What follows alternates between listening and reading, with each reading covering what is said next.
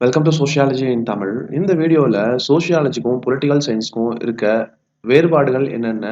ஒற்றுமைகள் என்னென்ன? அப்படிங்கிறத பார்க்க போறோம். இந்த வீடியோ உங்களுக்கு ரொம்ப யூஸ்ஃபுல்லா இருக்கும். நீங்க எந்த காம்படிட்டிவ் எக்ஸாம்ஸ் படிச்சுட்டு இருந்தாலும், இந்த வீடியோவ நோட்ஸா எடுத்து எக்ஸாம் டைம்ல ரிவைஸ் பண்ணிட்டு போங்க. கண்டிப்பா இது சம்மந்தப்பட்ட கேள்விகள் வந்தா உங்களால பதில் அளிக்க முடியும். இப்போ பொலிட்டிக்கல் சயின்ஸ் அரசியல் அறிவியல் அப்படின்னா என்னங்கிறத ஃபர்ஸ்ட் பார்ப்போம். அதுக்கப்புறம் நம்ம சோஷியாலஜியும், அரசியல் அறிவியலையும் கம்பேர் பண்ணுவோம். சோஷியாலஜினா என்ன அப்படின்னு நமக்கு ஆல்ரெடி தெரியும். பொலிட்டிக்கல் சயின்ஸ் அப்படிங்கிறத அரசியல் அறிவியல் அப்படின்னு தமிழ்ல சொல்லுவோம். இது மனிதனின் அரசியல் செயல்பாடுகளை பத்தி படிக்கக்கூடியது. ஒரு அரசாங்கத்தோட இறையாண்மைக்கு கீழ இருக்க சமூக அமைப்பை வந்து படிக்குது. அரசோட இறையாண்மை சாவரினிட்டி அப்படிங்கிறது ஒரு அரசாங்கம் தனித்து செயல்படக்கூடிய ஒரு சுதந்திர தன்மைய இறையாண்மை அப்படின்னு சொல்லுவோம். வெளிநாட்டோட இன்ஃப்ளூயன்ஸ் இல்லாம, மத்த நாடோட தலைவரோட இன்ஃப்ளூயன்ஸ் இல்லாம இந்தியா செயல்படுது அப்படின்னா, அதுதான் சாவரினிட்டி இறையாண்மை அப்படின்னு சொல்லுவோம். ஒரு மனிதன ஆட்சியாளரா எப்படி படிக்கிறது? ஒரு மனிதன் ஆளப்படுவதா எப்படி படிக்கிறது? ஒரு மனுஷன எடுத்துக்கிட்டீங்க அப்படின்னா, அவங்க வந்து ஒரு கவர்ன்மென்ட்க்கு கீழ இருப்பாங்க. கவர்ன்மென்ட்ல தலைவரா இருக்கவங்க ஆட்சியாளர் அப்படின்னும், அதுக்கும் கீழ இருக்க மனிதர்கள் வந்து ஆளப்படுபவர்கள் அப்படின்னு சொல்லுவோம். இவங்க 2 பேரையுமே அரசியல் அறிவியல் வந்து படிக்கும். லாஸ்கி அண்ட் கெட்டல், கிறிஸ்டில் அப்படின்றவங்க அரசியல் அறிவியலோட நோக்கம் அப்படிங்கிறது, அரசு மற்றும் அரசாங்கம் 2யும் பற்றிய ஆய்வு தான் அப்படின்னு சொல்லியிருக்காங்க. ஸ்டேட் அண்ட் கவர்ன்மென்ட் அப்படின்னு சொல்லுவோம். அரசு அப்படிங்கிறது வேற, அரசாங்கம் அப்படிங்கிறது வேற. ஸ்டேட் அப்படிங்கிறது ஒரு மனிதர்கள், அலுவலர்கள் அனைவரையுமே வந்து பொருந்தியது. இதுல நிலையான ஒரு அ அமைப்பு. கவர்ன்மென்ட் அப்படிங்கிறது நிலையற்ற அமைப்பு. இதுல தான் வந்து அ CM, MPs, MLAs, prime ministers, chief ministers எல்லாரும் வருவாங்க. இது 2க்கான வித்தியாசம் உங்களுக்கு வந்து தெரிஞ்சிருக்கணும். மோரிஸ் கின்ஸ்பெர்க் நீங்க அதிகமான எக்ஸாம்ஸ்ல வந்து இது சம்பந்தமான டெஃபினிஷன்ஸ் வந்து கேட்பாங்க. இத வந்து நீங்க ஞாபகம் வச்சுக்கணும். டெஃபினிஷன்ஸ்ல இது யார் சொன்னாங்க அப்படின்னு கேட்பாங்க. Historically sociology has its main roots in political and philosophy of history.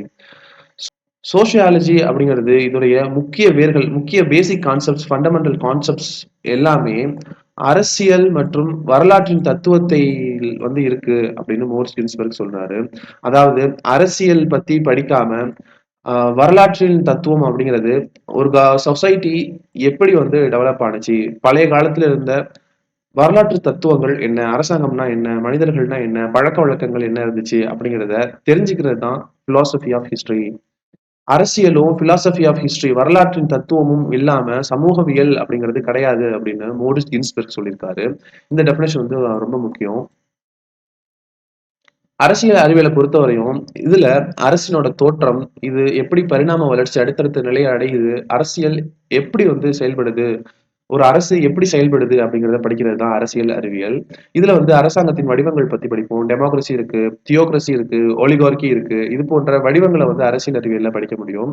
அரசியலமைப்போட வகைகள் என்னென்ன இருக்கு அப்படிங்கிறத பத்தி படிக்க முடியும். அரசியலமைப்பின் வகைகள் என்னென்ன இருக்கு அப்படின்னு பாத்தீங்கன்னா, எழுதப்பட்ட அரசியலமைப்பு, எழுதப்படாத அரசியலமைப்பு, பாராளுமன்ற அரசியலமைப்பு, குடியரசுத் தலைவர் சார்ந்த அரசியலமைப்பு, இது போன்ற பல அரசியலமைப்பு வகைகள் வந்து இருக்கு. இது அரசியல் அறிவியல்ல படிக்க முடியும். அட்மினிஸ்ட்ரேஷன் நிர்வாகம் அரசியல்ல எப்படி பண்றது? சட்டம் மற்றும் சட்டங்களை எப்படி இயற்றுதல் அப்படின்னு படிக்கிறது. இன்டர்நேஷனல் ரிலேஷன் மத்த நாடுகளோட நம்ம இந்தியா எப்படியான ரிலேஷன்ஷிப்ல இருக்கு அப்படிங்கிறத படிக்கிறது. அரசியல் பிரதிநிதித்துவ முறைகள் எப்படி இருக்கு அப்படிங்கிறத படிக்கிறது. ஒரு ஸ்டேட்டுக்கு எத்தனை எம்பி இருப்பாங்க? எம்பினா யாரு? எம்எல்ஏனா யாரு? சீஃப் மினிஸ்டர்னா யாரு? பிரசிடென்ட்னா யாரு? வைஸ் பிரசிடென்ட்னா யாரு? கவர்னர்னா யாரு? அப்படின்னு பொலிட்டிக்கல் ரெப்ரசன்டேஷன் பத்தி அனைத்தையும் படிக்கக்கூடியது தான் அரசியல் அறிவியல். இதுல வந்து தேர்தல்கள் பத்தி படிப்போம், வாக்களிப்பு முறை, அரசியல் இயக்கங்கள் பத்தி படிப்போம், அரசியல் சித்தாந்தங்கள் பத்தி படிப்போம். இதெல்லாம் தான் அரசியல் அறிவியல். அமெரிக்கன் பொலிட்டிக்கல் சயின்டிஸ்ட் கார்னர் அப்படின்றவரு பாலிடிக்ஸ் அப்படிங்கிறது சோசியாலஜில பொதிந்து இருக்கு. இப்ப ஒரு ஆத்தரை பார்த்துக்கோங்க, ஒரு நிபுணர் சப்ஜெக்ட் ஸ்பெஷலிஸ்ட் இருக்காங்க அப்படின்னா, இவங்க பொலிட்டிக்கல் சயின்ஸையும் சோசியாலஜியும் வேறுபடுத்தி பேசுறாங்க அப்படின்னா, அவங்க எழுதுற ஒரு புத்தகத்தோட அகலத்தை பொறுத்தது, ஆழத்தை பொறுத்தது. அவங்க தான் வந்து அரசியலையும், சோசியாலஜியும் பிரிச்சு பேசுவாங்க ஒரு ஆத்தர். ஆனா இயல்பாவே இத வேறுபடுத்துறதுக்கு எந்த எல்லையும் இல்ல. 2மே ஒண்ணுதான் அப்படிங்கிறத சொல்லியிருக்காரு. இந்த கோட்ஸும் ரொம்ப முக்கியம். நீங்க வந்து மெமரைஸ் பண்ணிக்கணும். இப்போ சோசியாலஜிக்கும், பொலிட்டிக்கல் சயின்ஸ்க்கும் என்ன ஒற்றுமைகள் இருக்கு அப்படின்னு பார்க்க போறோம். சோசியாலஜி அப்படிங்கிறது அரசியல் அறிவியலுக்கு வந்து அரசியல் அதிகாரம் எப்படி வந்து தோன்றியது அப்படின்ற நாலேட்ஜ வந்து பொலிட்டிக்கல் சயின்ஸ்க்கு வந்து குடுக்குது. இப்போ பொலிட்டிக்கல் சயின்ஸ் எடுத்துக்கிட்டீங்க அப்படின்னா, அரசு அப்படிங்கிறது என்னென்ன? அரசாங்கம் அப்படிங்கிறது என்ன? இதோடைய அமைப்பு எப்படி இருக்கு? எப்படி செயல்படுது? அப்படிங்கிற உண்மை பத்தின அறிவ வந்து சோசியாலஜிக்கு வந்து குடுக்குது. இதுதான் இது 2க்குமான ஒற்றுமை. சோசியாலஜில மனிதர்களுடைய சங்கத்த வந்து ஸ்டேட் அப்படின்னு படிப்போம். பொலிட்டிக்கல் சயன்ஸ்ல அரசியல் சங்கத்த வந்து ஒரு ஸ்டேட் அப்படின்னு படிப்போம். சோசியாலஜில வந்து சொசைட்டிய படிக்கிறவங்க, சயின்டிஃபிக்கா படிக்கிறவங்கள சோசியாலஜிஸ்ட் அப்படின்னு சொல்லுவோம். சொசைட்டிய சயின்டிஃபிக்கா படிக்க தெரிஞ்சா மட்டும் தான், நம்ம இவங்கள வந்து பொலிட்டிக்கல் சயின்டிஸ்ட் அப்படின்னு சொல்லுவோம். அதாவது பொலிட்டிக்கல் சயின்டிஸ்ட்டா நீங்க இருக்கணும் அப்படின்னா, சோசியாலஜிஸ்ட்டா இருக்கணும். சோசியாலஜிஸ்ட்டா இருந்தா பொலிட்டிக்கல் சயின்டிஸ்ட், எக்கனாமிஸ்ட் எல்லா வகையான சமூக அறிவியலையும் உங்களால படிக்க முடியும். அடுத்ததா சோசியாலஜில நம்ம மனிதர்களுடைய அன்றாட பழக்கவழக்கங்கள், மரபுகள் மற்றும் அதன் பயன்பாடுகள பத்தி நம்ம படிப்போம். ஆனா பொலிட்டிக்கல் சயின்ஸ்ல அன்றாட பழக்கவழக்கங்கள் எப்படி ஒரு மனுஷனுக்கு இருக்கணும், மரபுகள் என்னென்ன மரபுகள ஃபாலோ பண்ணணும் அப்படிங்கிறத சட்டமா இயற்றி, பெரும்பாலும் பழக்கவழக்கங்கள், மரபுகள் மற்றும் பயன்பாடுகளை அடிப்படையாகக் கொண்டு திட்டங்கள வந்து வகுப்போம். சோசியாலஜில சமூக பிரச்சனைகளை பத்தி படிப்போம். பொலிட்டிக்கல் சயின்ஸ்ல சமூக பிரச்சனை அப்படிங்கிறது ஒரு பொலிட்டிக்கல் பிரச்சனை. அதாவது அரசியல் பிரச்சனை. சோசியல் ப்ராப்ளம்ஸ்ல அனைத்து பிரச்சனைகளையுமே நம்ம வந்து படிப்போம். ஆனா இங்க வந்து சோசியல் ப்ராப்ளம் அப்படிங்கிறத பொலிட்டிக்கல் ப்ராப்ளம், அரசியல் ப்ராப்ளமா வந்து பார்ப்போம். ஒரு நாட்டுல பிச்சைக்காரர்கள் அதிகமா இருக்காங்க அப்படின்னா, அது ஒரு சோசியல் ப்ராப்ளம். சோசியாலஜிஸ்ட் வந்து இத சோசியல் ப்ராப்ளமா பார்ப்பாங்க. பொலிட்டிக்கல் சயின்டிஸ்ட் வந்து பொலிட்டிக்கல் ப்ராப்ளமா பார்ப்பாங்க. ஏன்னா, அந்த பிச்சைக்காரர்களுக்கான நிதி உதவி எதுவும் வழங்கல. இல்லன்னா அவங்களுக்கு வேலை வாய்ப்புகள் வழங்கல. இல்லன்னா குடும்பத்தில ஏதோ பிரச்சனைகள் இருக்கு. இதே மாதிரி ஏதாவது ஒரு சட்ட திட்டங்கள்ல கோளாறு ஏற்படுறதுனால தான் ஒரு நாட்ல வந்து பிச்சைக்காரர்கள் இருக்காங்க. அப்படிங்கிறத பொலிட்டிக்கல் சயன்ஸ்ல வந்து படிப்போம். அதனால இது ஒரு பொலிட்டிக்கல் ப்ராப்ளம். சமூக அறிவியல் வந்து என்னென்ன விஷயங்கள் படிக்குது? அரசியல் அறிவியல் என்னென்ன விஷயங்கள படிக்குது அப்படிங்கிறத பார்க்க போறோம். சோசியாலஜியும் சரி, பொலிட்டிக்கல் சயன்ஸும் சரி, எல்லா விஷயத்தையும் படிக்கும். இதுதான் இதுக்கான ஒத்துமைகள் அப்படின்னு பார்க்கலாம். சோசியாலஜியும், பொலிட்டிக்கல் சயன்ஸும் போர்களை பத்தி படிக்கும். வெகுஜன இயக்கங்கள் பத்தி சமூக இயக்கங்கள பத்தி படிக்கும். புரட்சிய பத்தி படிக்கும். அரசாங்கம், பொதுமக்கள் கருத்து, பிரச்சாரம், தலைமை, தேர்தல், வாக்களிப்பு, அரசியல் சிறுபான்மையினர், சமூக சட்டங்கள், பொலிட்டிக்கல் மைனாரிட்டீஸ் அப்படின்னா, பொலிட்டிக்கல் பார்ட்டிலேயே வந்து சிறுபான்மையினரா இருப்பாங்க. வாக்கு வந்து கம்மியா வாங்கியிருப்பாங்க. எம்பி பார்லிமென்ட்லயும் பொலிட்டிக்கல் மைனாரிட்டீஸ் இருப்பாங்க. எந்த ஸ்டேட்ல எம்பிஸ் கம்மியா இருக்காங்க, அந்த கம்மியா இருக்கவங்க ஸ்பெசிஃபிக்கான பொலிட்டிக்கல் பார்ட்டிலேருந்து இருப்பாங்க. இப்ப நம்ம இந்தியால அ தமிழ்நாட்டுல டிஎம்கே எடுத்துக்கிட்டோம் அப்படின்னா, இங்க வந்து மெஜாரிட்டியா இருக்காங்க. ஆனா பார்லிமென்ட் போயிட்டாங்க அப்படின்னா மைனாரிட்டியா இருப்பாங்க. இதுதான் பொலிட்டிக்கல் மைனாரிட்டி அப்படின்னு சொல்லுவோம். சமூக சட்டங்கள், சமூகத்த முன்னேற்றத்திற்காக செய்யப்படுகின்ற சட்ட திட்டங்கள வந்து சமூக சட்டங்கள் அப்படின்னு சொல்லுவோம். சமூக அறிவியலும் சரி, அரசியல் அறிவியலும் சரி, வகுப்பு கலவரங்கள பத்தி படிக்கும். வகுப்பு கலவரங்கள் அப்படின்னா, இப்போ முஸ்லிம்ஸ்க்கும், கிறிஸ்டியன்ஸ்க்கும் உள்ள பிரச்சனைகள், இந்துக்களுக்கும், முஸ்லிம்களுக்கும் இடையேயான பிரச்சனைகள், புரொட்டஸ்டன்ட்ஸ்க்கும், கிறிஸ்டியன்ஸ்க்கும் இருக்க மோதல்கள், வெள்ளையர்களுக்கும், நீக்ரோக்களுக்கும் இடையேயான பிரச்சனைகள், ஆசியர்களுக்கும், ஐரோப்பியர்களுக்கும் இடையேயான மோதல்கள், இதெல்லாம் வந்து வகுப்பு கலவரம் அப்படின்னு சொல்லுவோம். இது 2யுமே சமூக அறிவியலும், அரசியல் அறிவியலும் வந்து படிக்கும்.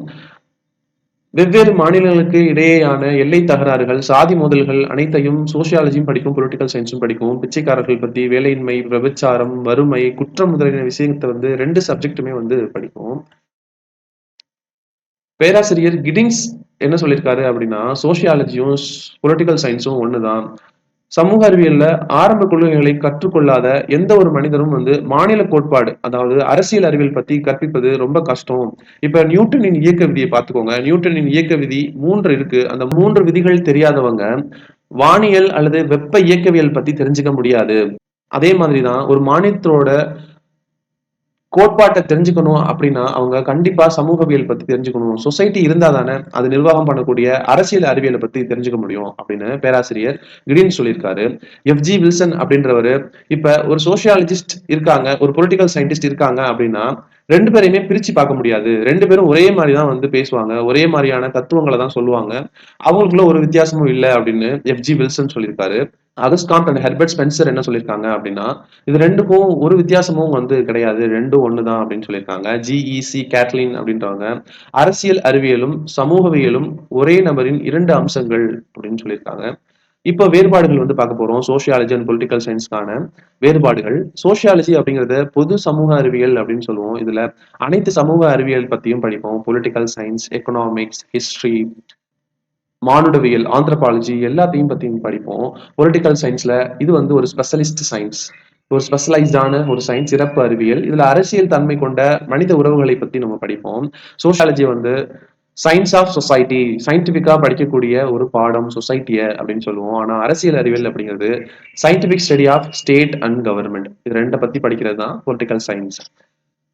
சோசியாலஜி வந்து ஆர்கனைஸ்டா இருக்க, அன்ஆர்கனைஸ்டா இருக்க சோசியல் குரூப்ப பத்தி படிப்போம். ஒழுங்கமைக்கப்பட்ட மற்றும் ஒழுங்கமைக்கப்படாத குழுக்கள பத்தி படிப்போம். ஒழுங்கமைக்கப்பட்ட குழுக்கள் அப்படின்னா என்ன?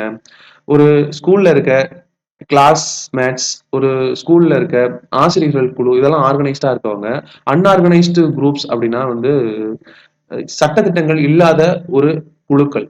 இப்போ கன்ஸ்ட்ரக்ஷன் ஒர்க் நடந்துட்டு இருக்குன்னா, அங்க இருக்க எம்ப்ளாயீஸ் வந்து அன்ஆர்கனைஸ்டு குரூப். இப்போ தெருவோரங்கள்ல கையேந்தி பவன்கள் வச்சிருக்காங்க அப்படின்னா, அவங்கலாம் அன்ஆர்கனைஸ்டு குரூப். அவங்களுக்குள்ள வந்து சட்டதிட்டங்கள், எழுதப்பட்ட விதிகள் எதுவுமே இருக்காது. இத பத்தியும் சோசியாலஜில படிப்போம். ஆனா பொலிட்டிக்கல் சயின்ஸ்ல அரசியல் ரீதியாக ஆர்கனைஸ் செய்யப்பட்ட அமைப்புகள பத்தி மட்டும் தான் படிப்போம். அதான் அரசாங்கம், அரசு, பொலிட்டிக்கல் பார்ட்டீஸ் இதெல்லாம் படிக்கிறது தான் பொலிட்டிக்கல் சயின்ஸ். சோசியாலஜி அப்படிங்கிறது வைடர் ஸ்கோப் இருக்கக்கூடிய ஒரு பாடம். இதுதான் அப்படின்னு சொல்ல முடியாது. வைடரா அனைத்து விஷயங்களும் சயின்ஸ் அண்ட் டெக்னாலஜி பத்தியும் சோசியாலஜில படிப்போம். அனைத்து விஷயங்களையுமே இதுல வந்து படிக்க முடியும். நோய் சம்பந்தப்பட்ட விஷயங்கள வந்து படிப்போம். அ பாலினம் சம்பந்தப்பட்ட விஷயங்கள வந்து படிப்போம். ஸ்பெசிஃபிக்கா இந்த பாடம் இதுதான் படிக்கும்னு சொல்ல முடியாது. ஆனா பொலிட்டிக்கல் சயின்ஸ் நேரோ ஸ்கோப் உள்ளது. இது அரசாங்கம், அரசு, மக்கள்கள், அரசு பத்தியே படிக்கக்கூடியது. ஒரு அரசியல் பத்தியே படிக்கக்கூடிய ஒரு பாடம் தான் பொலிட்டிக்கல் சயின்ஸ். சோசியாலஜில man as a social animal அப்படின்னு அரிஸ்டாட்டில் சொன்னாரு. அதே மாதிரி man as a political animal அப்படின்னு பொலிட்டிக்கல் சயின்ஸ்ல பார்ப்பாங்க. சோசியாலஜி அப்படிங்கிறது மிகவும் இளமையான ஒரு அறிவியல். பொலிட்டிக்கல் சயின்ஸ் அப்படிங்கிறது பழைய அறிவியல். இது வந்து பிளாட்டோ, அரிஸ்டாட்டில் டயத்திலேயே ஆரம்பிச்சாச்சு. கிமு 1429, 23லயே பேச ஆரம்பிச்சுட்டாங்க. சோசியாலஜி அப்படிங்கிறது இளம் அறிவியல். இது 2 நூற்றாண்டுகள் மட்டுமே ஆகுது இந்த பாடம் உருவாகி. இப்ப பொலிட்டிக்கல் சோசியாலஜி அப்படின்னு ஒரு பாடம் இருக்கு. இது என்ன அப்படின்னா, இது பொலிட்டிக்கல் சோசியாலஜி அப்படிங்கிறது வேற, பொலிட்டிக்கல் சயின்ஸ் அப்படிங்கிறது வேற. 2க்கான வித்தியாசம் நீங்க தெரிஞ்சுக்கணும். பொலிட்டிக்கல் சோசியாலஜி அப்படிங்கிறது சோசியாலஜியோட ஒரு பிரான்ச். இதுல என்ன ஆகும் அப்படின்னா, சமூக அமைப்பு, சமூக குழுக்கள், சமூக செயல்பாடு வந்து எப்படி political institutions, policy framing, policy schemes எல்லாத்தையும் பாதிக்குது அப்படிங்கிறத படிக்கிறது தான் பொலிட்டிக்கல் சோசியாலஜி. எடுத்துக்காட்டா, இப்போ ஒரு ஆணும் ஆணும் திருமணம் செய்றாங்க, பெண்ணும் பெண்ணும் திருமணம் செய்றாங்க அப்படின்னா, இது திருமணம் அப்படிங்கிறது சோசியாலஜி சம்பந்தப்பட்டது. ஆனா, இது வந்து எப்படி பாலிசி ஃப்ரேமிங்க வந்து டிஸ்டர்ப் பண்ணுது. இந்தியால ஆணும் ஆணும் கல்யாணம் பண்ணிக்கலாம் அப்படின்னு சரியான ஒரு திட்டம் வந்து கிடையாது. சட்டங்கள் வந்து கிடையாது. இதுல வந்து ரைட் டூ பிரைவசி கீழ கல்யாணம் பண்ணிக்கிறாங்க. அப்படி சோசியாலஜி எப்படி பொலிட்டிக்கல் இன்ஸ்டிடியூஷன்ஸ் வந்து இன்ஃப்ளூயன்ஸ் பண்ணுது அப்படிங்கிறத படிக்கிறது தான் பொலிட்டிக்கல் சோசியாலஜி. அதனால அரசியல் அறிவியல் என்பது அரசியல் சமூகவியல் கிடையாது. இந்த வீடியோ உங்களுக்கு ரொம்ப யூஸ்ஃபுல்லா இருக்கும் அப்படின்னு நம்புறேன். இந்த வீடியோ ரிலேட்டடா உங்களுக்கு எந்த கொஸ்டின் இருந்தாலும் கமெண்ட் பாக்ஸ்ல கேளுங்க. நான் உடனே ரிப்ளை பண்ணுவேன். Thank you for watching. This is Mohammed signing off.